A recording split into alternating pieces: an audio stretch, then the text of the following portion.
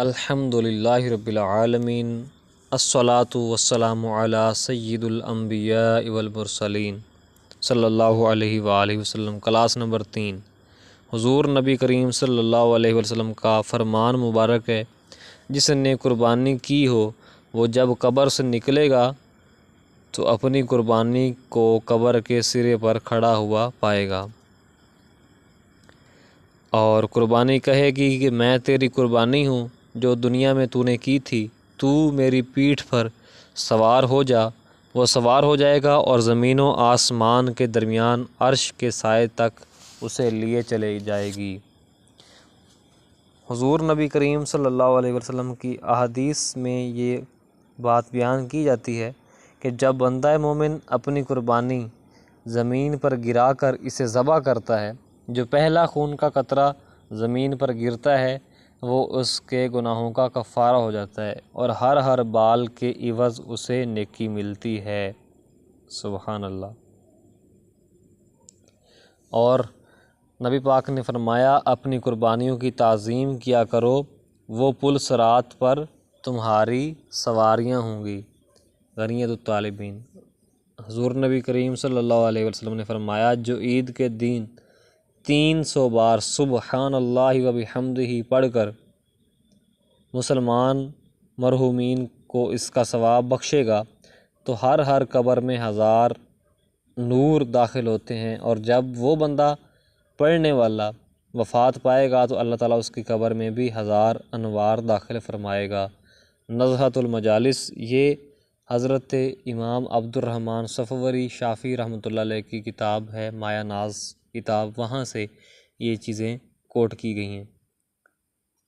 وہب بن منبہ رحمۃ اللہ علیہ بیان فرماتے ہیں کہ ہر عید کے دن شیطان چلاتا ہے، سارے شیطان اس کے پاس جمع ہو جاتے ہیں اور کہتے ہیں، اے ہمارے سردار، تو کیوں چلا رہا ہے؟ تجھے کیوں غصہ آ رہا ہے؟ کیا زمین یا آسمان میں سے کچھ نازل ہوا ہے تاکہ ہم اسے توڑ پھوڑ دیں؟ شیطان کہتا ہے، آج کے دن اللہ تعالیٰ نے امت محمدیہ کو بخش دیا ہے، تمہیں چاہیے کہ گناہوں اور شراب خوری میں انہیں مشغول رکھو تاکہ اللہ تعالیٰ کا ان پر غضب نازل ہو۔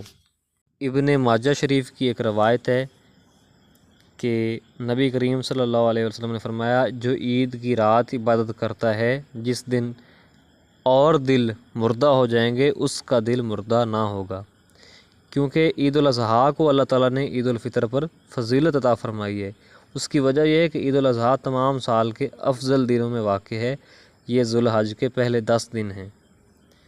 اور حضرت بزار رحمۃ اللہ علیہ فرماتے ہیں کہ جو 5 راتیں شب ترویہ یعنی 8 ذو الحج، شب عرفہ 9 ذو الحج، شب عید الاضحیٰ 10 ذو الحج کی رات، شب عید الفطر اور شب برات پوری رات جاگ کر عبادت کرتا ہے، اس کے لیے جنت واجب ہو جاتی ہے۔